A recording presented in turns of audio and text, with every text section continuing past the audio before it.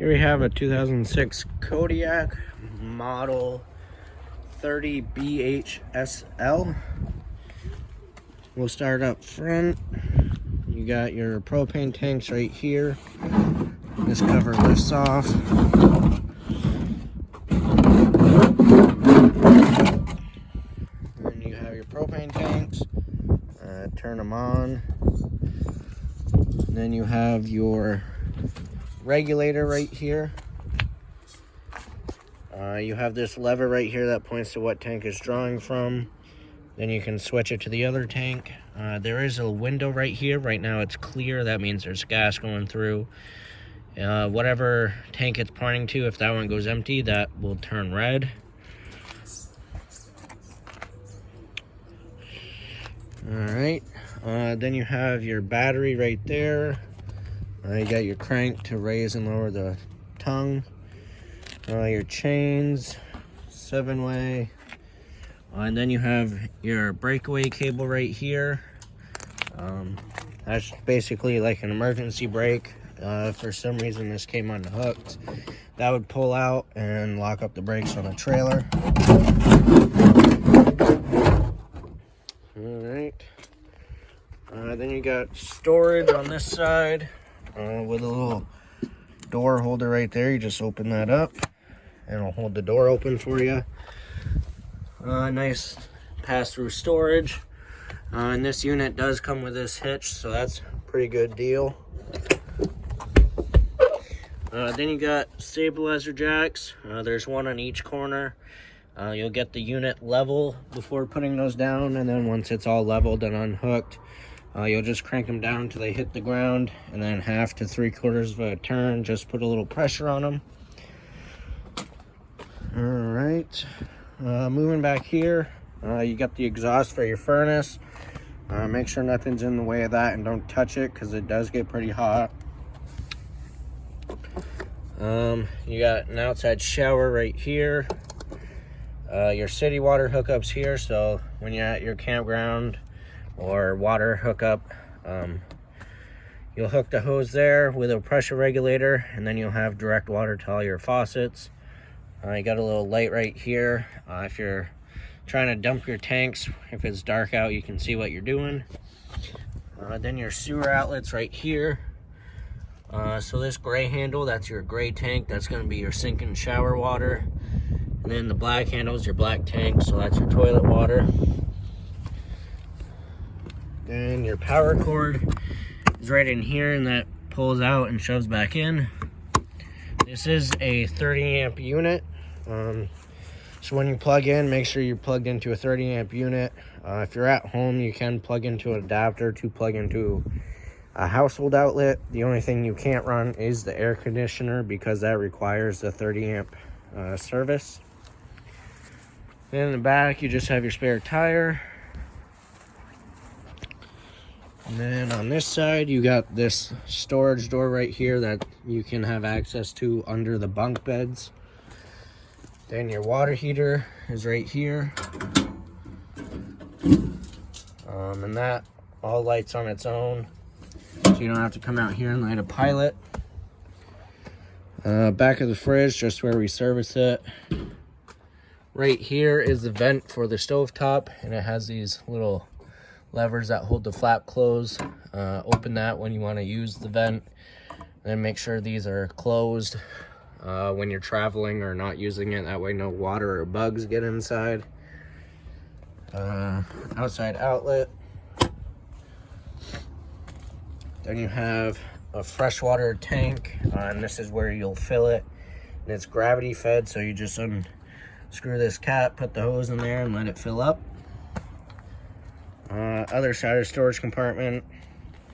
Then your awning. There's a pole right here. And on each side, there's these latches. You'll just push these together to unlatch it. And then up here, there's a little lever, and it says roll up or roll down, and you'll flip it to roll down. And then you'll come to this right here. You got a strap. You'll hook the pull in. you'll pull it down, and then once it's all the way open, you'll come back to these arms, and they slide all the way up to the top. There's a little latch there that locks in place, and then there's a knob right here you'll tighten down, and that is just support for the top of it. And then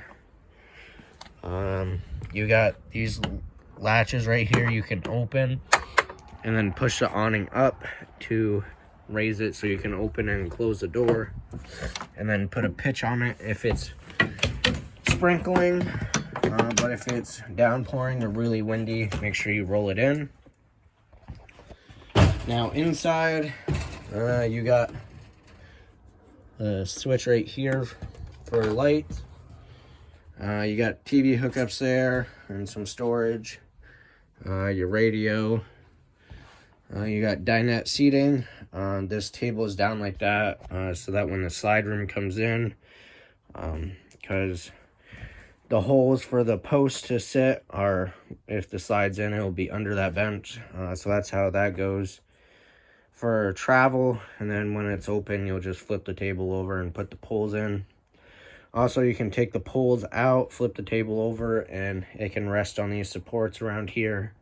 Put the cushions on it, and then you can have another bed there. Your bedroom's right here. You got a little privacy curtain. And this also lifts up, so you got storage under the bed. You got storage on each side, and then you got like a little laundry chute right there. TV hookups in the bedroom. You got a vent fan in here. You got your sink, and these covers will go over it so that you could have a little bit more counter space. You got a bunch of storage around here. You got your cooktop. This cover folds up. And you got your 3 burners. You will need to use a lighter to light them, as this is an older unit, so it is not equipped with a sparker. And all you have to do is just turn the knob to light and then light it up. And the same thing for the oven. You'll have to light the pilot, which is back there. You turn the knob to pilot, push in and hold it while lighting it. Once it's lit, hold it for another 15 seconds so that the thermocoupler will warm up. That is what senses the flame. Once you let off and it stays lit, then you can turn it to what temperature you want. Hood light and fan, microwave, crank for the antenna. Then you have your fridge. If you just turn it to the auto, it's looking for electricity first. If you lose power or if you're not plugged in, it'll light on gas. And then you could turn it to just run on gas. And then you got the temperature control for it. And then these handles you just pull open. And you have your fridge and the freezer. Down here is your converter. This is where your fuses are and your breakers for 110. And you have a jackknife sofa here that'll fold down into a bed as well. More storage there, and small little closet area right here with some shelving. And then you got more TV hookups up here, so you could hook up a TV for kids in the bunk beds. Then your thermostat, pretty simple. You got cool for AC, and then your furnace. Then you got the temperature control. This high-low down here, that controls the speed of the fan in the air conditioner. If you're using the air conditioner, make sure this is an auto. If you just want to circulate some air, you can turn it on, and it'll just turn on the fan in the air conditioner. But if you're not using the air conditioner or furnace and you don't want anything running, just make sure this is an auto. And then if you go and use the furnace, make sure that's an auto as well. That way the fan in the air conditioner doesn't come on.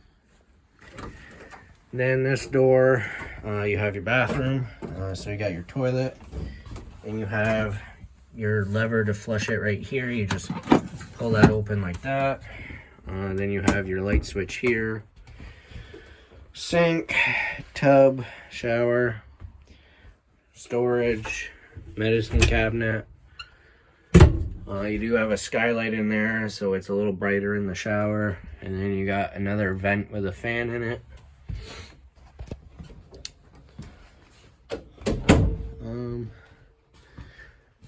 Your air conditioner, this is the air conditioner right here. And these fittings right here, you can open and close it. So with it closed, it'll go through the venting on the ceiling, which are these right here. And you can open and close these as well. And you can turn them to direct the airflow. And then you can open this up and it'll blow mostly straight down here, but a little will go through the ceiling, but mostly down here. And that is basically everything to do with the 2006 Kodiak. It is an older one, so it's pretty basic, doesn't have all the new technology that the new ones have today, but pretty nice unit. So thanks for shopping at Mickelson RV, and I hope you enjoy it.